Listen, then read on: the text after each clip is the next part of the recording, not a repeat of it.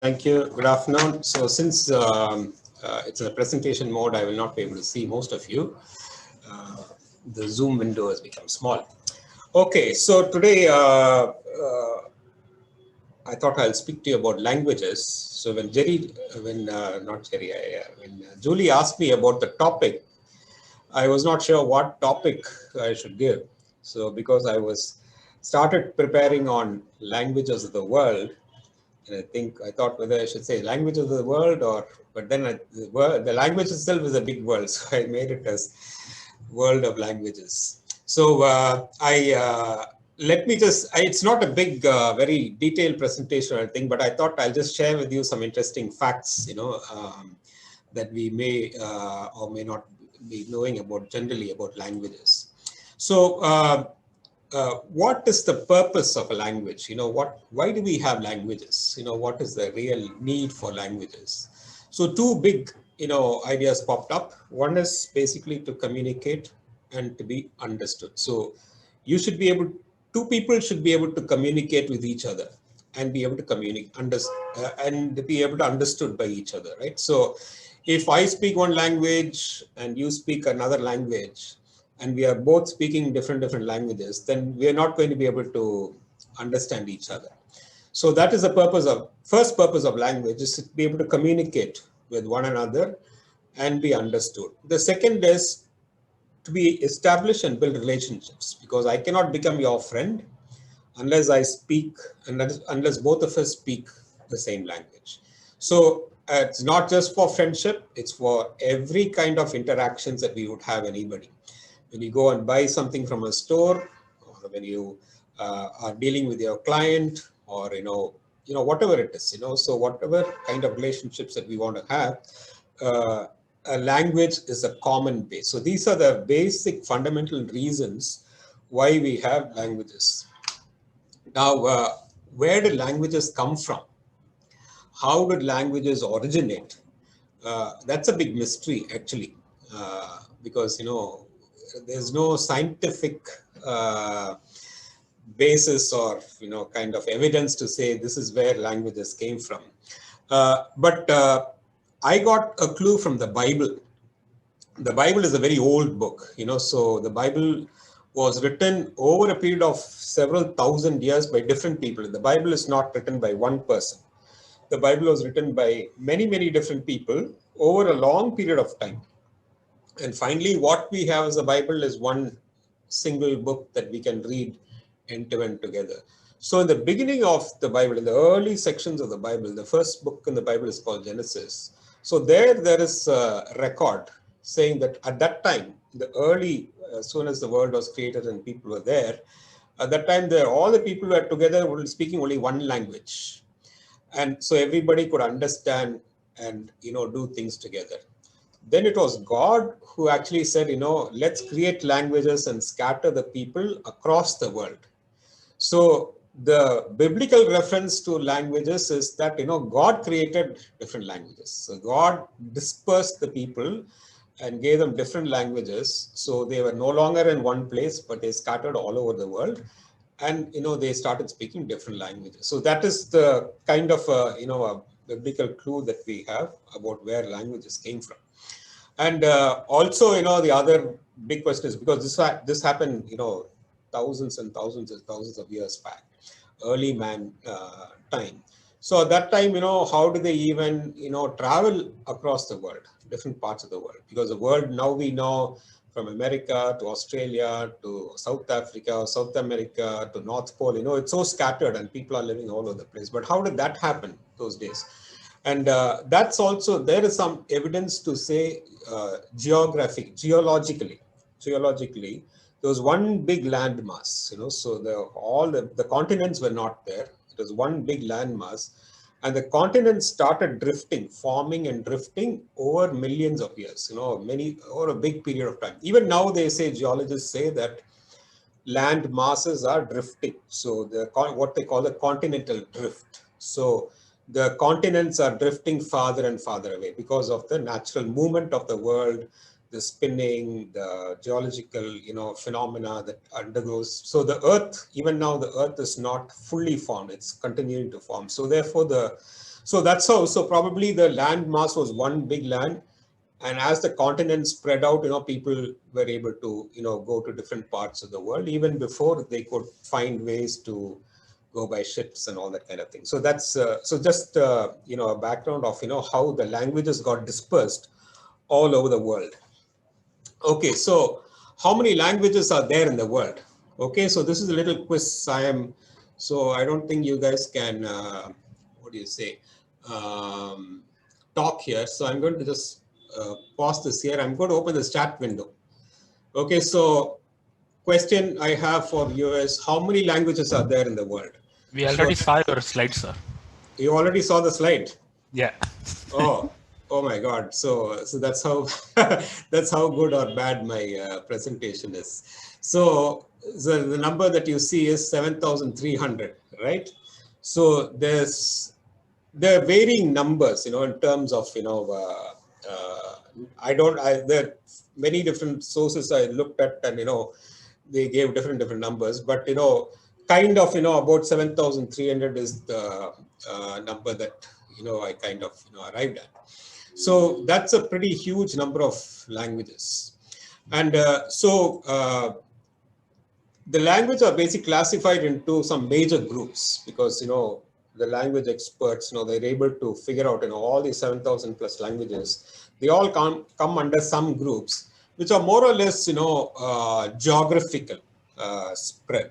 So if you're the biggest group is called the Indo-European group, and you'll see pretty much most of the world languages. So the blue parts of the world, so most of North America, barring, Mexico, Central America, parts of north part of South America, southern part of South Africa, most of Asia, Europe. So all these are basically this one big language group called Indo-European.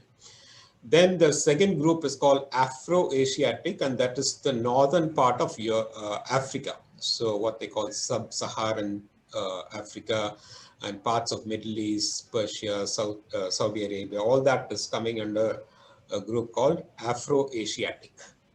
And the third family or group is the southern part of Africa. So there's some overlap. If you see these two maps, the central part of Africa, there are some overlap. That means that there are people from both language groups in that same area. So more than one language groups are in the same area. So, but the bigger group is in the south. Niger-Congo group is in the southern part of Africa. And then you have this Austronesian. So Austronesian basically means Australia. That is this right at the bottom right part of the world. And Nesian basically comes from Polynesia. Polynesia has many islands. So that's all this entire area, this side and part of Pacific, that's all like literally, hundreds and thousands of islands. So that's the where these languages have come from, and they kind of spread, different parts of the world. So parts of America, North America, this is southern, western end of South America. So Chile, Peru, that side. And this is one island called Madagascar. So some groups of languages have spread across parts of these, a major part of China as well. And the group that we belong to, that is called Sino-Tibetan. So languages from China, most parts of Southeast Asia, India, Pakistan, these are all Sino-Tibetan language.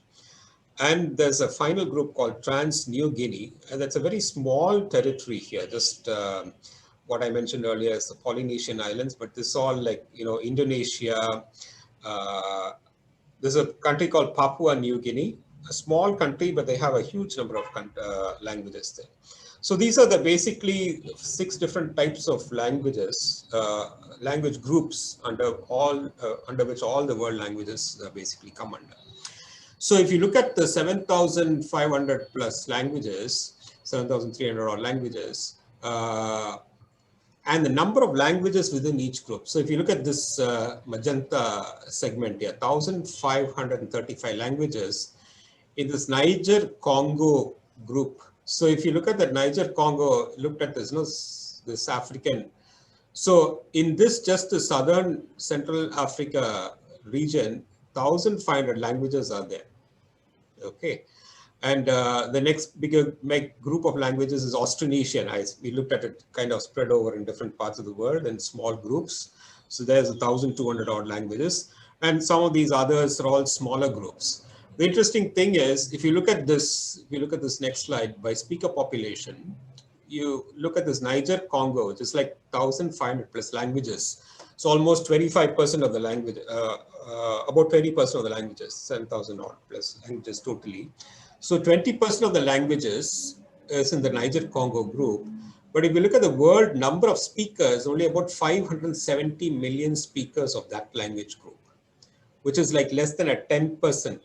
So less than 10% of the population, world population, speak about 20% of the world languages. So the combination of population to number of languages, people speaking the language is all very skewed and intermixed. So, but this gives you an idea. So if you look at this Indo-Asian, so that was the first blue segment we looked at, which was like major parts of the world. So there are only 450 languages, 440 languages in that group, which is like probably just about 6 or 7% of the number of languages. But literally almost 50% of the world, or at least 45% of the world, actually speak that language group. So that's just to give you an idea of the diversity of languages and the population spread of who speaks most from the big group of languages. Now, what is the most spoken language? What are the most spoken languages in the world? So, kind of anybody's guess. It was English, like most common, and Mandarin next, very close. So English is about 1.13 billion. Mandarin is 1.1 million out of 6+ billion people in the world. So roughly about 15% of population speak one or the other languages, 15% English and 15% Mandarin. And interestingly, languages typically are very regional. So they originate regionally, right? So if you look at Tamil, so Tamil is basically in our state, probably some segments of the southern states, parts of North Sri Lanka, from people from here went to Malaysia and so on. But English is a regional language in England, which is just one island in Europe. But look at the way it is spread across the world. 1.13 billion people across the world speak. And that's because England colonized, right? Because the English rulers, the kings and explorers, for over many centuries, they colonized, went over all over the world and settled down in different parts of the world. So that's how English has spread. But the other languages have not spread. And similarly, Spanish, 530 million, also a lot of colonization. Portuguese, where's Portuguese, almost 200 million.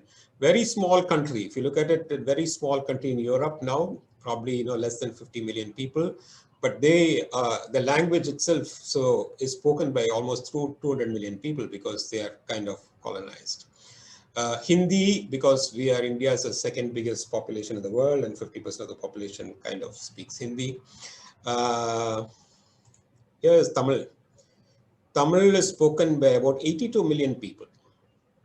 And so that's in Tamil Nadu, parts of the southern states, as I mentioned, parts of Sri Lanka, Malaysia, and then of course now the Tamil diaspora spread out across the world.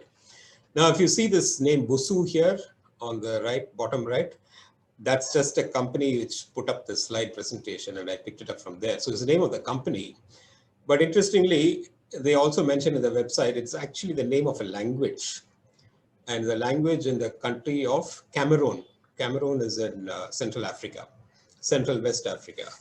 And so Cameroon, we all know, is very famous for the very killer football team, right? FIFA, the big guys. So Cameroon is actually a French colony. So a lot of the population speak French. But this is one of the native languages, Busuu. And that survey said in 1986, I'm talking about almost 35 years back, there were only, how many is that? There are only 8 people who spoke that language, Busuu. Only 8 people spoke that language about 35 years back. And the next survey, which was done in 2005, found there were only 3 people speaking that language. Now in 2021, probably nobody is speaking the language. So some languages just die. And, we look at, what happens to languages. So these are some of the oldest languages that are still being spoken. So anybody's guess, Tamil features right up on top of the list. Sanskrit is there, Egyptian, Hebrew. So these are all current languages that are even now being spoken, and some of the oldest languages. And Tamil, of course, this is all, they don't have archaeological, evidence, but this is like, from putting information together from different sources, they feel that, Tamil, has been spoken as early as 5,000 years. But the oldest Tamil literature is not 5,000 years old. The oldest Tamil literature is Tolkappiyam, right? So I think many of us would have studied Tolkappiyam. It was written by this man called Agathiyan, right? And that was only about 200 BC. And so that was when Tamil had some kind of written form. So it had grammar. By the time, Tolkappiyam was written, it had grammar, it had a written form, it had script, the letters were there. So I was researching for this yesterday. There were, like the stone inscriptions of how Tamil script looked like, 2000 plus years back. So these are some of the oldest languages which are still even now being spoken. So it gives an idea of the durability of these languages. But not all languages, endure so much. So at a rate kind of, over 40% of languages out of the 7,000 odd languages, which means another 3,000 plus languages, have less than 1,000 speakers, like that Busu we had just mentioned. So pretty soon, a lot of other languages is also, have less and less speakers. So why do languages die?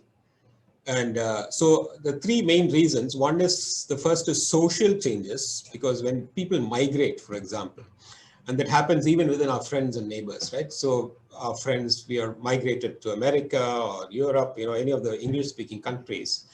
And some time back, I watched an interesting video about a family.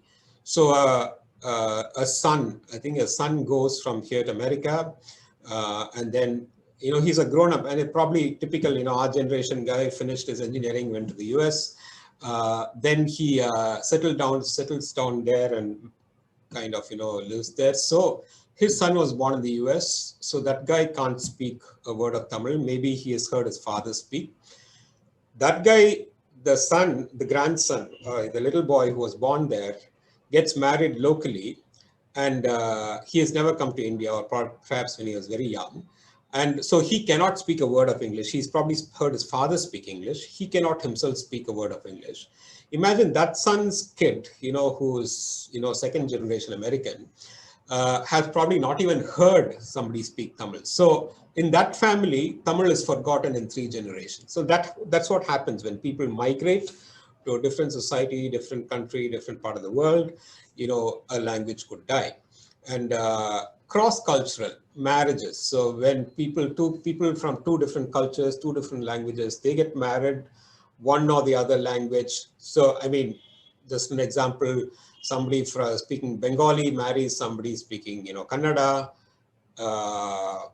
They probably are going to use Hindi or English or some other language as a common language, because that's what they're most comfortable with. So then, their own language, Kannada or, Bengali, would actually slowly diminish. And the third thing is lack of literacy and literature. So if children are not taught in that language, their generation will start forgetting the language, or there's not enough material to read. Right now with Tamil, we are very blessed, because we have very, very old Tamil literature and a lot of Tamil literature. So we are able to read and understand and, kind of, practice Tamil in all forms. But, where there's a language which does not have too much of literature, then there's nothing you can read in that language. You'll be reading from some other language. So these are some of the reasons why languages die. Okay, so let's look at some of the major language groupings in India. So in India, we have 4 groups. So the Dravidian, so Tamil is a Dravidian language. So the southern states, Tamil, Malayalam, Kannada, Telugu, they're all the Dravidian languages. And then you have Indo-Aryan, which is the Hindi belt. So they're all based on the Devanagari script. And then you have the Tibetan So there's all these, parts of Ladakh, bordering China, and then at the northeast corner, those states, they have the Indo-Tibetan languages.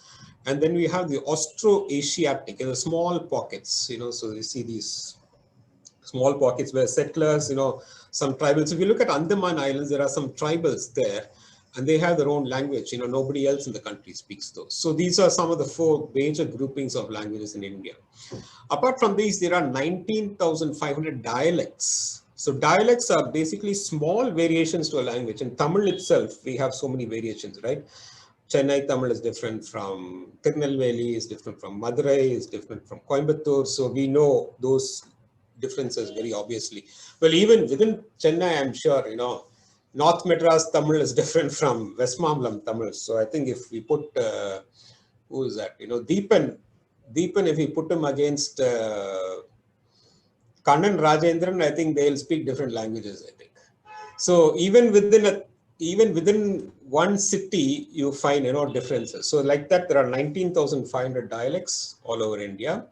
But there are only 22 scheduled languages. So when you say scheduled, that's what the 22 languages you'll see in our rupee note, right? So 10 rupees is written in 22 languages, or 19, I don't know what that number is. But official kind of scheduled languages is 22. And the 22 languages is basically the mother tongue for 96.7% of Indians. So all of us, so 96.7% of Indians, have one of the 22 languages as the mother tongue. And the remaining, so it's still another 19,000 odd dialects. So that's the mother tongue for less than 3% of the people, 3.3%. So each language group is about 20,000, roughly 20,000, but some language groups could be very, very small.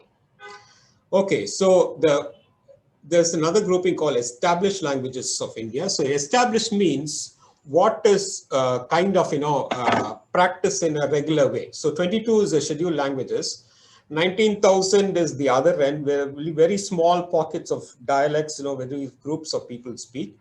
But established languages means there is a good effort in terms of, developing the language. So we look at developed language. When I say developed language, that means there's a written script is there. You can read books in that language. So there is songs, books, stories, all that is available in 184 languages in the country.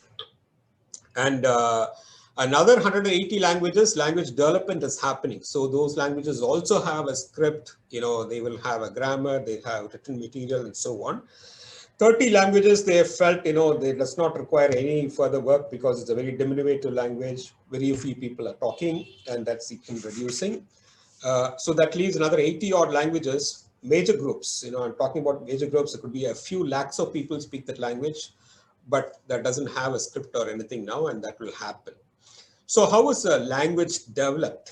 How do you actually develop a language? So there are some phases, or there are some, steps in doing that. So first is people do a survey, and the survey is, a geographical survey. So somebody goes to a territory and, tries to see what kind of people live there, and, what is the kind of place that is there, how many people are there, and so on. Then there's an anthropology study. Anthropology basically studies human behavior. So it studies the people, what kind of people are they, what do they do, what is their livelihood, what is the education level, how does the society, what is the social behavior, what is the family structures, all that is part of anthropology. So study all that. Then they study phonology. Phonology is how the language sounds. When you hear somebody speaking a different language, it's very different from how Tamil sounds. So how does it sound? So what are the nuances of the sound? So people study the phonology of the sound. And once they do that, they will try to understand where this language would come from. So there are basically about 15 or 18 what they call gateway languages, and that's where all the dialects are basically developed from. So they'll try to identify what the root language is, and they just start building the vocabulary. So the language experts will basically sit with the locals, show objects, say show a mango, and ask the guy, that guy will say, oh, mango. In Tamil, will say manga, mambalam, or in Hindi, they'll say om. So whatever it is, so when they'll start writing the names of things, so they start building the vocabulary. for nouns, for actions, for everything else. They'll start creating the words in that language. And using the root language, they'll actually write it down in a way that it sounds like that. And once they do that, then they will analyze to say what are the vowel sounds and what are the consonant sounds, because that's where the grammar is actually formed. Whenever a child learns, right, A, B, C, D, in first class or so, they will do the vowels and consonants. A, E, I, O, U. In Tamil, there are 12 vowels and 18 consonants. So they will define that. And based on that, they'll create a writing system. So combining the vowels and consonants is how you get the kaka, kiki, kuku, right? All those letters that we get, that forms the basis of the writing system. And then they'll create the word or sentence structure. When I say sentence structure is like this, in English, you will say, the book is on the table. So the book is the verb, the table. So the verb which connects two nouns, right? The book is on the table. In Tamil, we'll say, book mejayil mel irukkirathu. So book, mejai. So both the nouns come together. Yeah. புத்தகம் மேஜை மீது இருக்கிறது. I'm sorry. sorry. Yeah, so puttagam mejayin mel irukkirathu. So here you see the noun is actually, goes towards end. So that is what creates a word or sentence structure. So they create all these kind of rules and they create the grammar. So I came, I am going. So past tense, future tense, present tense, all that will come into the grammar. And then based on that, once the language is developed, they need to create literature, stories, and all that, and create literacy. So people learn to read that language, learn to speak in the language in a grammatically correct fashion. So that's a long process. So typically, it could be like a 10-year process. I mean, it used to be much more earlier on, 18, 20, 25 years for a language to develop. But now with technology and so on, people like Santosh and all these people doing great stuff on technology, it's becoming smaller. And actually language can be developed even as little as 5 or 6 years. So all this kind of goes on to actually build the language up. So I think that's basically all that I want to talk to you about today. I think I've taken on more time that Julie would have allotted me in the best of circumstances. So thank you so much for listening to me. Nandri, merci bien. Dhanyavad. Danke schön.